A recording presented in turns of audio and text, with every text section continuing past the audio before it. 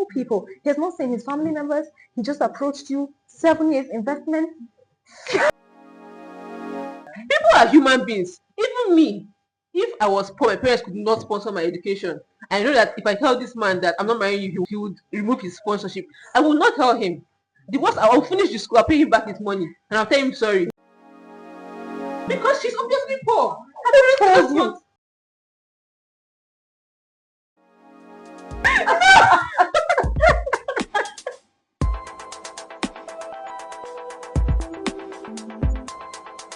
Hey loves, welcome to today's chat session with us here at Two Beautiful Women, and we're here to juggle a very sensitive matter. Today we're going to be talking on a matter that has been circulating in the media. I'm sure you all saw the post about the girl who was trained by a guy. Now, after 6 years in the university, she comes out a refined lady. Her class has changed and she's now looking for a different kind of man. So basically, she loses interest in this guy, right? The man is hurt that his years of investment have gone. The worst part is he thinks she's pregnant for someone else. You can imagine. That is the matter on the table. I'm here with very, very enlightened and eloquent ladies. So we're going to table these matters right now. Thank you for the intro and thank you for giving a good context. What I would like to believe here is, in an ideal situation, considering this is a very ideal situation, there is a lot of information we don't have. So based on the information we have at hand, let's consider it the ideal situation.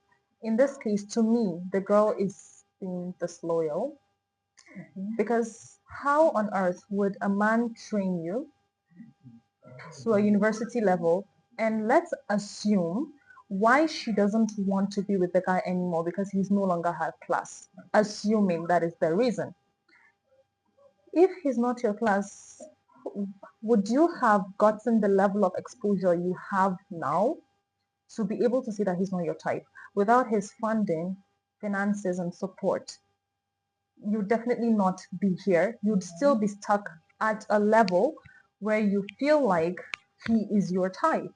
And if there is any character to it that you do not like, in my own opinion, if you were in a marriage, or even if you are not in a marriage, but this is for a man to commit to training you at the university level, is a certain level of commitment that should be respected. So I believe that commitment alone should be enough for you to maybe try to work things out, exhaust all possibilities in trying to be his wife, and before you call it a no. Okay, when I first heard of the story, my immediate reaction was that, okay, the fact that you trained somebody to school or you sponsored somebody's education does not mean that the person has to marry you, even if that was the idea at first. I agree. Because if, let's say, maybe I live in the village and then one man comes and is like, oh, I like you and I would like to maybe see where this goes to marriage and offers to sponsor my education, I'm not going to say no. And maybe I want to marry him, maybe I don't want to marry him, I don't know. But then I'm not going to say no because it's education and it's free education. Free education. Secondly, if there is, except the man puts a caveat that if I accept the sponsorship, then I must marry him, then that's a different thing. Maybe there's an agreement on ground, maybe there's even a signed document, then that's a different case altogether. I may love him enough to marry him, but then if I don't love him enough, I'm not going to say that, oh, because he paid my school fees, then I must marry him. I don't think it works that way. I feel like marriage should be something that I want to do and the man wants to do. And by the way, how would the man even feel knowing that a girl is marrying him just out of obligation, just out of, so as you don't pay the school fees now, how I go do that kind of thing? So that is my own standpoint. And I told this to somebody and she was like, oh, that me I'm wicked, that I don't understand heartbreak, I don't understand sacrifice, this and that.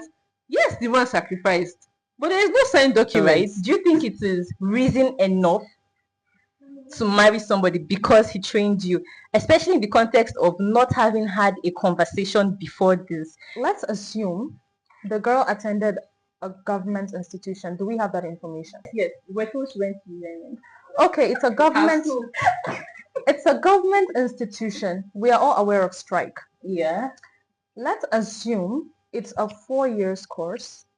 Strike plus minus 6 years. Wonderful. Stated, Plus strike and everything. Minimum 7 years. Yeah. You think for 7 years that they've been together while he has been sponsoring her? For real. And the guy never said he wanted to marry her. I don't think this is an ideal situation. Assuming he still did not say that, how common is it for you to find a man who would educate you, cover the costs entirely out of Good Samaritan? We have a lot of them who we see them on social media, but that is very clear that they have absolutely zero intentions of marrying you. This is purely maybe because they have a follower base that supports that, or because it's just out of goodwill. They want to take out some few lucky ones from poverty. Let's bring honesty into the chat. How can you be so dishonest? You think someone is doing this, and in your head, somewhere, somehow, you think he should have the obligation of all people. He has not seen his family members. He just approached you. 7 years investment. let's be very honest. Okay. So the way I like to see it is, if we're just keeping everything out of the chat, we need to bring in honesty. You can lie to everyone else, call it whatever you want to call it, but there is no way on earth you're going to lie to yourself. Assuming you can lie to yourself, end of discussion, you pay him back his money. This is something that involves media, social media, a lot of people are aware. And then you have people saying that, oh, women, oh, when she was talking, in my mind, I was like, my gender. Because how on earth do you think this is okay?